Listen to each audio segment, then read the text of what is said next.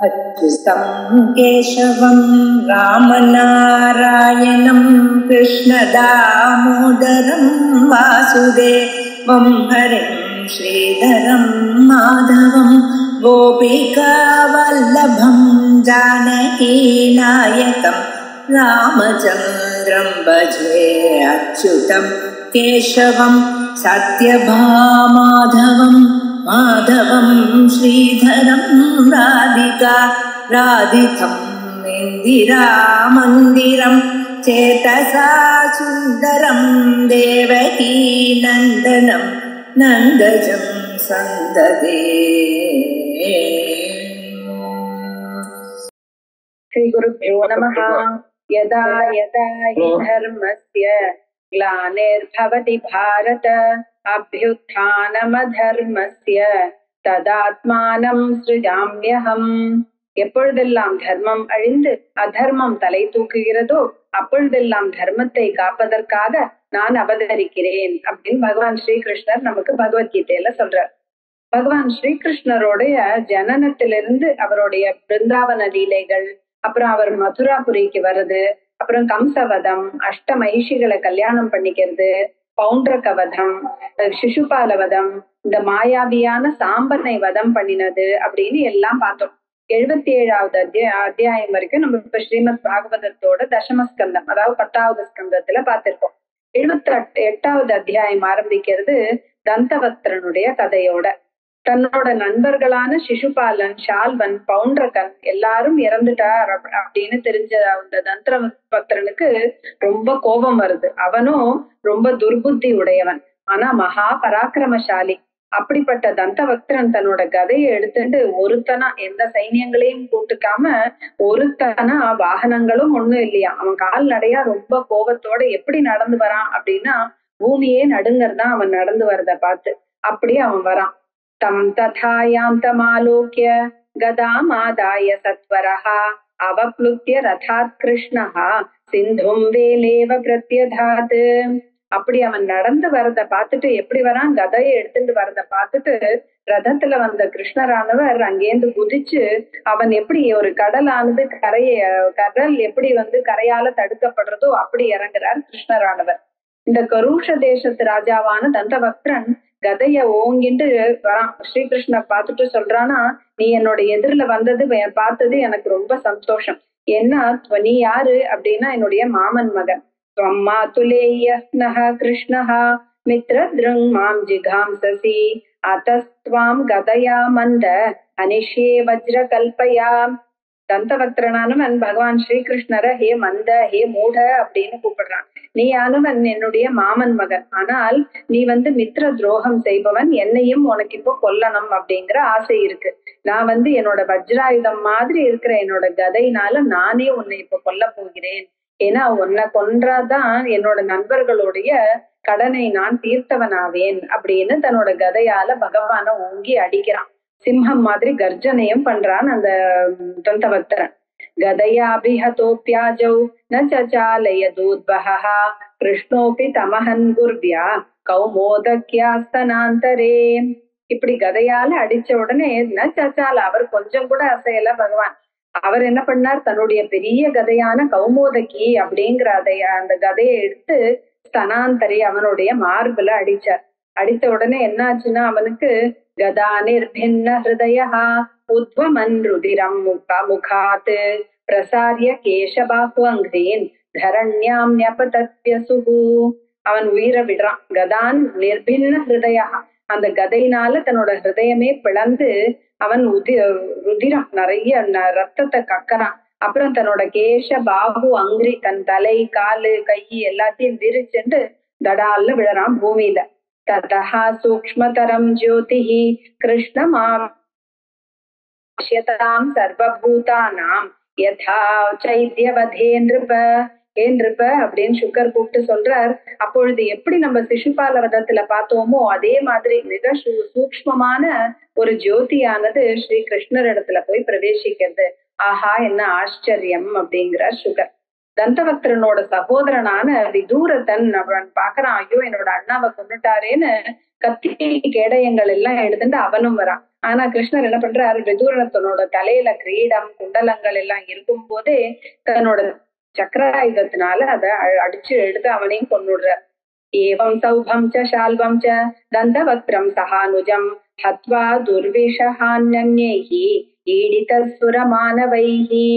சௌபம் அப்படிங்கிற ஒரு விமானத்துல இருந்து அந்த ஷால்வராஜனையும் தந்தவக்ரனையும் சக அனுஜம் அவனுடைய தம்பியான விதூரத்தனையும் யாராலையும் எதிர்க்க முடியாது இப்படி அப்படியும் சேர்ந்த நிறையவர்களை கொன்று அவர் சுரமானவைகி சுரர்களாலும் மனிதர்களாலும் ஸ்துதி செய்யப்பட்டார் பகவான் ஸ்ரீகிருஷ்ணர்கள். யாரெல்லாம் ஸ்துதிக்கிறா அப்படின்னு பார்த்தோம்னா, தேவர்கள், மனிதர்கள், முனிவர்கள், சித்தர்கள், கந்தர்வர்கள், வித்யாதரர்கள், உரகர்கள், அப்சர ஸ்திரீகள், பித்ருகணங்கள், யக்ஷர்கள், கிண்ணறர்கள், சாரணர்கள், இப்படி எல்லாரும் ஸ்துதிக்க அவர் துவாரகைக்குள்ள நுழையிறார்.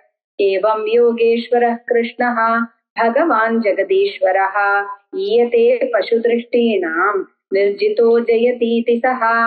இப்படிப்பட்ட கிருஷ்ணர் எப்படின்னா, யோகேஸ்வரஹா பகவான், அவர் ஜெகதீஸ்வரா, ஜெகத்துக்கே ஈஸ்வரனா இருக்கிறவர்.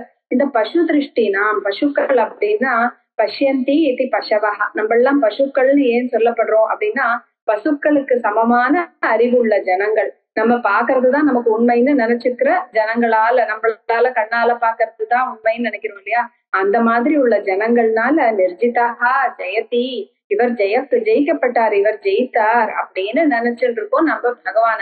ஆனா அவர் எப்படிப்பட்டவர்னா, அவர் ஜெகதீஸ்வரஹா. அப்புறம் என்ன ஆகுதுன்னா, கௌரவர்களுக்கும் பாண்டவர்களும் யுத்தம் செய்ய போறார்கள் அப்படின்னு தெரியறது. அதை கேட்டு பலராமர் என்ன சொல்றார், சரி நம்ம தீர்த்த ஸ்நானத்துக்கு ஸ்நானம் எல்லாம் போனோம் அப்படின்னு அந்த ஒரு வியாஜம், அந்த ஒரு காரணத்தினால ரெண்டு பட்சத்திலயுமே அவர் சேராம துவாரகையை விட்டு கிளம்புறார். நிறைய புண்ணியஸ்தானங்கள் எல்லாம் போறார். அப்புறம் நைமிஷம்ன்ற இடத்துக்கு வர்றார். தமாகதம் அபிப்ரேத்ய முனையோ தீர்க்க சத்ரிணஹா அபிநந்திய யதா நியாயம் பிரணம்யோத்தாய சார்ச்சயன்.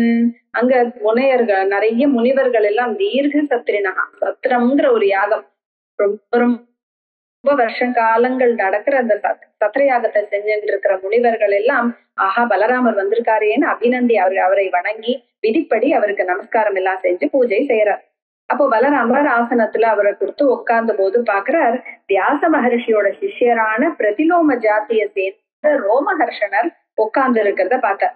ஆனா இந்த ரோமஹர்ஷனர் என்ன பண்ணாருன்னா, பகவான் வந்திருக்காரே, பலராமர் வந்திருக்காரேன்னு அவருக்கு அஞ்சலியும் செய்யல, அவரை பார்த்து எதிர்பார்த்து நமஸ்காரமும் செய்யலையாம். இப்படி அவரை எல்லாரையும் காட்டிலும் அவர் ஒரு உயர்ந்த ஆசனத்துல உட்கார்ந்து இருக்கிறத பார்த்து பலராமருக்கு கோபம் வருது. தனக்குள்ள சொல்லிக்கிறாராம், அவர் தர்மத்தை கடைபிடிப்பது போல வேஷம் போட்டுண்டு இப்படி அதர்மம் செய்பவர்கள் தான் கொல்லப்பட வேண்டவர்கள் அப்படின்னு நினைச்சுண்டு, ஏன்னா அவர்கள் தான் பெரும் பாப்பிகள். அதனால தன்னோட கையில இருந்த தர்பையோட நுனியால ரோமஹர்ஷரை கொன்னுடுற. இத பார்த்துட்டு அங்க இருந்த முனிவர்கள் எல்லாம் ஆஹேதிவாதின சர்வே முனைய கிண்ணமானசாஹா ஊச்சு சங்கர்ஷணம் தேவம் அதர்மஸ்தே கிருத பிரபோ. ஆஹான்னு கத்துறா அங்க இருக்கிற முனிவர்கள் எல்லாம். கிண்ணமானசாஹா, ரொம்ப துக்கம் வந்துடுறது அவர்களுக்கு. அவர்கள் சொல்றார், ஏ சங்கர்ஷனா, ஹே பலராமா, நீங்க அதர்மம் செஞ்சுட்டேலே, இப்படி அதர்மஹா தே கிருதஹா, ஹே பிரபு இப்படி செய்து விட்டீர்களே அப்படின்னு சொல்றார். அஸ்ய பிரம்மாசனம் தத்தம் அஸ்மாத்ஹிர் யதுநந்தன ஆயுஷ்சாத்மக்லமம் தாவத் யாவத் சத்ரம் சமாப்யதே. இந்த சத்திரயாகம் முடிகிற வரைக்கும் பிராமண யோகியமான ஆசனமும் சரீரத்துக்கு எப்படி களைப்பும் இல்லாமையும் இருக்கணும். அப்புறம் ஆயுசும் கொடுக்கப்பட்டிருக்கு இவருக்கு. பிராமணோ ந ஹந்தவ்யா, பிராமணர்கள் கொல்லப்படக்கூடாது அப்படின்னு வேதம் சொல்லி இருக்கிறது உங்களை கட்டுப்படுத்தாது, நீங்கள் பகவான். ஆனாலும் இந்த பிரம்மஹத்தி தோஷத்துக்கு நீங்கள் பிராயஷ்சித்தம் செய்யணும். ஏன்னா உங்களை மாதிரி பெரியவர்கள் செய்யறத பார்த்துதான் லோகத்துல இருக்கிறவர்கள் எல்லாரும் அனுஷ்டிப்பார்கள். அதனால லோகத்துல இருக்கிறவர்களும் பிராயஷ்சித்தம் செய்யறதுல அவர்களுக்கு பிரவೃತ್ತಿ உண்டாகணுமே, அதனால நீங்க செய்யணும் அப்படின்னு முனிவர்கள் எல்லாம் பலராமன்ட்ட சொல்றார். பலராமனும் சரி செய்கிறேன் அப்படின்னு சொல்றார். தீர்க்கமாயுர்வதை தஸ்ய தத்துவம் இந்திரியமேவச்ச ஆசாசித்தம் எத்தத் ப்ரூத சாதையே யோகமாயயாம். இந்த ரோமஹர்ஷனருக்கு தீர்க்க ஆயு, நிறைய ஆயுசும் பலம் அதை தவிர நீங்கள் என்ன விருப்பப்படுறீர்களோ அதையும் சொல்லுங்கள், அதையும் சேர்த்து நான் என்னோட யோக மாயையினால கொடுக்கிறேன் அப்படிங்கிறார் பலராமர். ஆத்மாவை புத்திர உற்பன்ன இதி வேதானுசாசனம் தஸ்மாதஸ்ய பவேத் பக்தா ஆயுரிந்திரிய சத்வவான். தைத்திரிய உபனிஷம் சொல்றது ஆத்மாவை புத்திர நாமாசி அப்படின்னு, தந்தை தான் மகனாக ஆகிறான் அப்படிங்கிற ஸ்ருதி வாக்கியத்தினால ரோமஹர்ஷனுடைய புத்திரனுக்கு ஆயுள், இந்திரிய பலம் எல்லாம் இருக்கிறவனா ஆகட்டும் அப்படின்னு அருள் பண்றார் பலராமர். அப்போ எனக்கு தெரிஞ்ச, எனக்கு தகுந்த பிராயஷ்சித்தம் என்ன உண்டோ அதை சொல்லுங்கள், நான் செய்கிறேன் அப்படின்னு பலராமன் சொன்னதை கேட்டு முனிவர்கள் சொல்றார். ரிஷய ஊச்சுஹு இல்பலஸ்ய சுதோ கோரஹா பல்வலோ நாம தானவஹா ததூஷயதி நசத்ரம் ஏத்ய பர்வணி பர்வணி.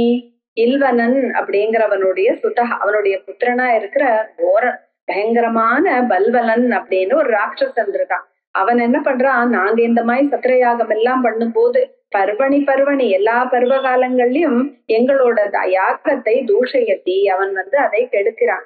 என்ன பண்றான் அப்படின்னா அசுத்தமான கெட்ட கெட்ட விஷயங்கள் எல்லாம் இந்த யாகம் நடக்கிற இடத்துல வர்ஷிக்கிறான் அவன். அந்த பாப்பியை நீங்கள் கொல்ல வேண்டும், அதுதான் எங்களுக்கு நீங்க செய்யற பெரிய உபகாரம் அப்படின்னு இந்த முனிவர்கள் கேட்டுக்கிறான். அதற்கு பிறகு நீங்கள் என்ன செய்யணும்னா ரொம்ப ஸ்ரத்தையோட இந்த பாரத வருஷத்துல எல்லாம் ஃபுல்லா நீங்க பிரதட்சணம் செஞ்சு நிறைய தீர்த்த ஸ்நானங்கள் எல்லாம் செய்து 12 மாசங்கள் விரதத்தை அனுஷ்டிக்கணும், அப்ப நீங்க சுத்தரா ஆயிடுவீர்கள் அப்படின்னு அவர் சொல்றார்கள் அந்த முனிவர்கள். இத்தோட 78வது அத்தியாயம் முடியறது. 79வது அத்தியாயம் ஆரம்பிக்கிறது. ஸ்ரீ சுக்கர் சொல்றார், பருவகாலம் வந்ததும் பயங்கரமான மண்ணை எல்லாம் வாரி இறைக்கிறதும் ரொம்ப கெட்ட துர்நாற்றம் அடிக்கிற காற்று 4 பக்கங்கள்ல கிளப்புறது. அந்த யாகசாலையில பல்வனால் செய்யப்பட்ட இந்த அமேத்திய வருஷம், ஒரே வருஷமா பொழியறானவன் வேண்டாத விஷயங்களை எல்லாம். அவனும் சூலபாணியா அங்க வந்தானான். அவன் எப்படி இருந்தான் அப்படின்னா, தம் விலோக்கிய பிருஹத் காயம் பின்னாஞ்சன சயோபமம் தப்த தாமிர சிகாஷ்மஸ்ரும் தம்ஷ்ரோக்ர புருகுட்டி முகம் சஸ்மார முசலம் ராமஹா பரசைன்ய விதாரணம் ஹலம் ச தைத்ய தமனம் தே தூர்ணமுபதஸ்துஹூம். பிருஹத்காயம், அவனுக்கு இருக்கிற உடம்போ பெரிய உடம்போட இருக்கான். பின்னாஞ்சன சயோபமம், ஏதோ ஒரு பெரிய மை, இந்த கருப்பு மை மலையே உடஞ்சு வந்த மாதிரி இருந்தானாம்.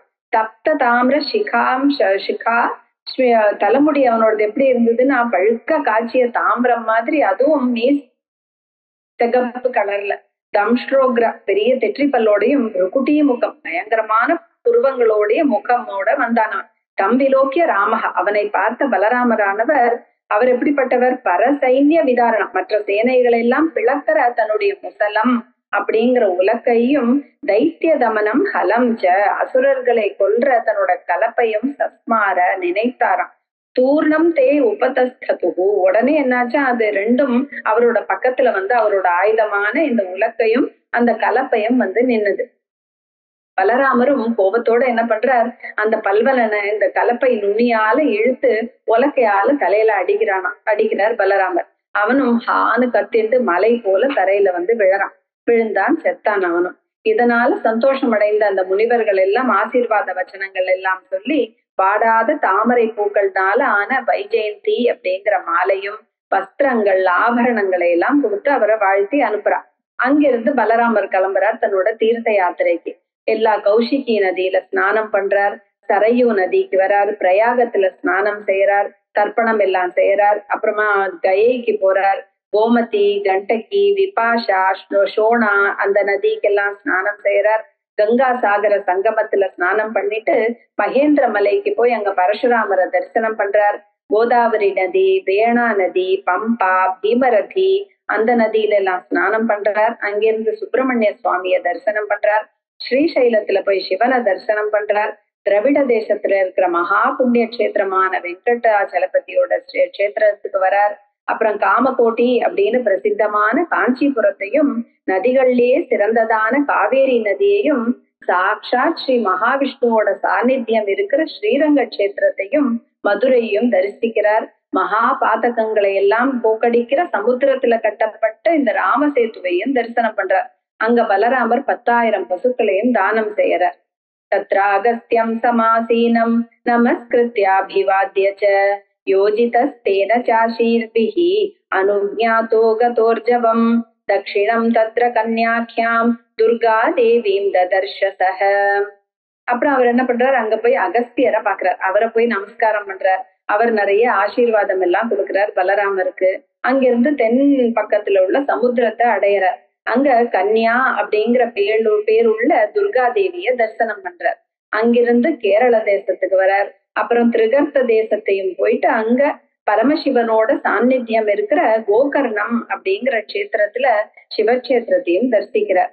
ஆர்யாம் துவைபாயனீம் திருஷ்டுவா சூர்பாரகமகாத் பலஹ தாபீம் பயோஷ்ணீம் நிர்விந்தியாம் உபஸ்பிருஷ்யாத தண்டகம்.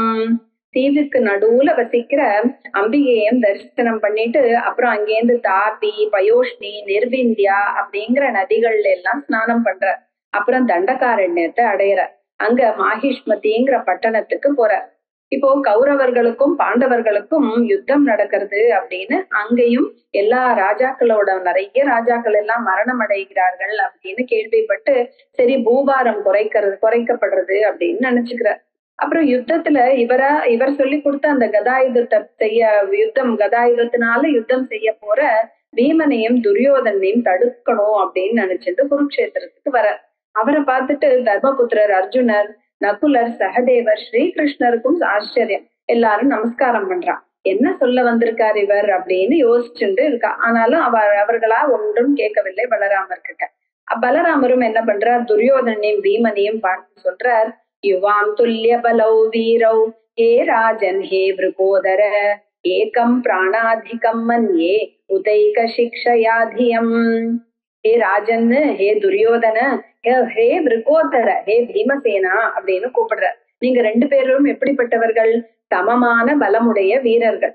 ஒருத்தர் பலத்துல பெரியவர், இன்னொருத்தர் படிப்புனால பெரியவர்னு நான் நினைக்கிறேன். அதனால சமபலமுடைய நீங்க ரெண்டு பேரும் இந்த யுத்தத்துல ஜெயமோ அபஜயமோ எனக்கு காணப்படவில்லை. அதனால இந்த பிரயோஜனம் இல்லாத யுத்தம் முடிவடையட்டும் அப்படின்னு பலராமர் அவர்களிடம் கேட்டுக்கொள்கிறார். ஆனா ரொம்ப வைரி பாவத்தை வச்சுருக்கிற இவர்கள், இந்த பீமனோ இல்லாட்டி துரியோதனனோ அந்த பிரயோஜனமுள்ள பலராமருடைய வார்த்தையை கேட்கல. பலராமனும் சரி அது உங்களுடைய நினைச்சிட்டு துவாரகாப்பட்டினத்துக்கு போயிடுறார்.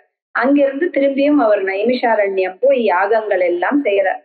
அப்புறம் தன்னோட பத்னியோட அவபிருத ஸ்நானம் எல்லாம் செஞ்சு நல்ல வஸ்திரங்கள் எல்லாம் உடுத்தி கொண்டு தன்னோட பந்துக்கள் சிநேகிதர்களோட சூழப்பட்டு தன்னோட காந்தியால சந்திரன் மாதிரி பிரகாசிக்கிறார். இப்படி பலசாலியும் அழிவில்லாதவரும் ஆன அப்பிரமேயா, இப்படித்தான் அப்படின்னு புரிஞ்சு கொள்ள முடியாத மாயா மனிதரான இந்த பலராமனோட செய்கைகளை கணக்கில்லாதவைகளாக இருக்கிறது. இதை என்ன சொல்றாருன்னா சுகர் இதோட பலஸ்ருதியா, யோனுஸ்மரேத் ராமஸ்ய கர்மண்யாத்புத கர்மணஹா சாரணந்தஸ்ய விஷ்ணோஸ்ததயிதோ பவேத். அனந்தஸ்ய அத்புத கர்மணஹா ராமஸ்ய கர்மாணி. எப்படி அனந்தஸ்ய இந்த ஆதிசேஷ ரூபியா இருக்கிற இந்த பலராமருடைய அத்புத கர்மணஹா ஆச்சரியமான செய்கைகளை சாயம் பிராத்தக யஹ அனுஸ்மரேத், காலையிலும் மாலையிலும் யார் ஒருவன் ஸ்மரிக்கிறானோ சஹ விஷ்ணோஹோ தைத்தஹா பவேத், அவன் சாட்சாத் மகாவிஷ்ணுவுக்கு இஷ்டமானவனாக ஆகிறான் அப்படின்னு சொல்லி 79வது அத்தியாயம் முடியுது. 80வது அத்தியாயம் ஆரம்பிக்கிறதுல 80ம் 81வது அத்தியாயங்களும் நமக்கு எல்லாருக்கும் ரொம்ப பரிச்சயப்பட்ட நல்லா தெரிஞ்ச கிருஷ்ணரும் சுதாமாவுடையும் தோழமையை பற்றி சொல்ற அந்த கதைதான் இந்த 2 அத்தியாயங்கள்ல வருது. பரீட்சித் ராஜா கேட்டுன்னு இருக்கார் ஸ்ரீ சுகர் சொல்றத. அவருக்கு போதும் அப்படின்னு சொல்லவே தோண மாட்டேங்கிறது. பகவானோட லீலைகளை கேட்க கேட்க இன்னும் கேட்கணும் அப்படின்னு அவர் கேட்கிறார். இப்படி அளவற்ற வீரியமுடைய ஆத்மாவுகளுக்கெல்லாம் முக்தி கொடுக்கிற இந்த பகவானோட மகிமையை இன்னும் சொல்லுங்கோ அப்படின்னு சொல்லிட்டு சுகர் கிட்ட கேக்குறார். நம்ம பகவத்கீதையில பாக்குறோம் எப்படி விபூதி யோகத்துல அர்ஜுனன் கேட்பார் ஸ்ரீகிருஷ்ணர்கிட்ட, விஸ்தரேண ஆத்மனோ யோகம் விபூதிம் ச ஜனார்தன பூய கதய திருப்திர்ஹி ஸ்ருண்வதோ நாஸ்தி மே மிருதம் பூய. திருப்பி சொல்லுங்க, ஏன்னா எனக்கு திருப்தியே ஏற்பட மாட்டேங்கிறது உங்களுடைய விபூதி எல்லாம் கேட்கும் போது அப்படின்னு அதுல அர்ஜுனன் சொல்றத நம்ம பார்த்திருக்கோம்.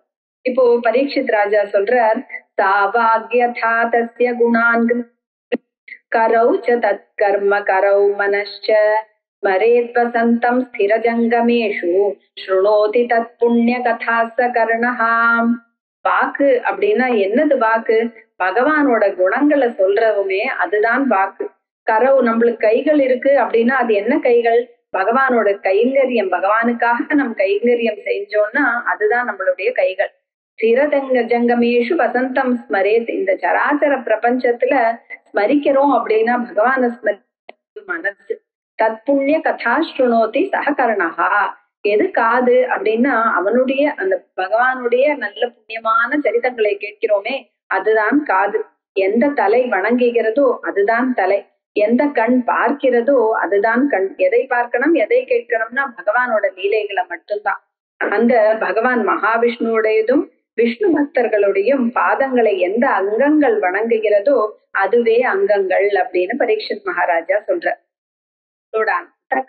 கரணங்கள்னாலையும் இந்திரியங்கள்னாலையும் அந்த பகவானை நாடவே அதுக்கு தான் அதெல்லாம் உபயோகமாக வேண்டும் அப்படின்னு பார்த்து நம்மளோட ஆதிசங்கர பகவத் பாதாலும் சிவானந்த லஹரி அப்படிங்கிற இதுல ஒரு ஸ்லோகம் சொல்றார்.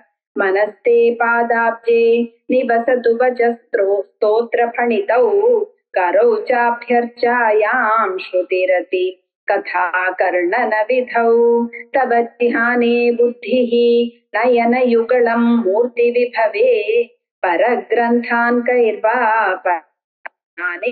பரமதா. ஏ பரமசிவனே, மனசானது உன்னுடைய திருவடி தாமரைகள்லயே வசிக்கணும். உன்னோட புகழ பேசுறதுலயே என்னோட வாக்கானது இருக்கணும். 2 கைகளும் உனக்கு அர்ச்சனை செய்வதிலேயே இருக்கணும். காதுகளானது உன்னுடைய கதைகள் கேட்பதிலையும், புத்தியானது உன்னை தியானிக்கிறதுலயும், 2 கண்களும் உன்னோட திருமேனியோட அழகிலேயே நிலை பெறட்டும் அப்படின்னு சிவானந்த லஹரியில சொல்றார். இதையே பார்த்தோம்னா சௌந்தர்ய லஹரியிலையும் அவர் சொல்றார் ஜப்போ ஜல்ப ஷில்பம் அப்படின்னு. அதாவது எல்லாம் உனக்கு அர்ப்பணம் அப்படிங்கிற நோக்கோட, ஏ பகவதி, நான் பேசுறது எல்லாமே, நான் என்ன பித்தக்கா நம்ம என்ன சொன்னாலும் அது உனக்கு மந்திர ஜபமா ஆகட்டும். என்னுடைய உடல் அசைவெல்லாம் உன் முத்திரைகளாகவும், என் நடைகள் எல்லாம் உன் பிரதட்சிணமாகவும், நான் சாப்பிடுறதெல்லாம் உனக்கு ஹோமமாகவும், நான் படுப்பதெல்லாம் உனக்கு நமஸ்காரமாகவும் ஆகட்டும். இந்த மாதிரி என் சுகத்துக்காக நான் என்ன வேலைகள் செய்தாலும் அது உன் பூஜையாகவே ஆகட்டும் அப்படிங்கிற இந்த மாதிரி ஒரு நோக்கோட நம்ம செய்யணும் அப்படிங்கறத பரீட்சித் ராஜாவும் இதுல சொல்றார். அப்போ ஸ்ரீ சுகர் சொல்றார், பிரம்ம ஞானிகள்லயே சிரேஷ்டரும் வெளி சுகங்கள்ல வைராக்கியம் உள்ளவரும் காம குரோதங்கள் இல்லாத சாந்தமான மனசை உடையவரும், நம்மளுடைய 5 புலன்களை அடக்கியவரும், தனக்கு கிடைத்ததை கொண்டு ஜீவிப்பவரும், கிரகஸ்த தர்மத்தை நடத்துகிற ஒரு பிராமணன் ஸ்ரீ கிருஷ்ண பகவானுக்கு பால்ய சிநேகிதனாக இருந்தார்.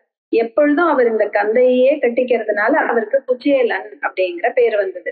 அவருக்கு நல்ல குணங்களுடைய தன் கணவர் கொண்டு வரும் ஆகாரத்தை வச்சு அவருக்கு அதை ஆகாரமா கொடுத்து தான் பட்னியால இழைத்து போயிருக்கிறதுனால க்ஷுத்ஷாமா அப்படிங்கிற ஒரு பத்தினியும் இருந்தார்.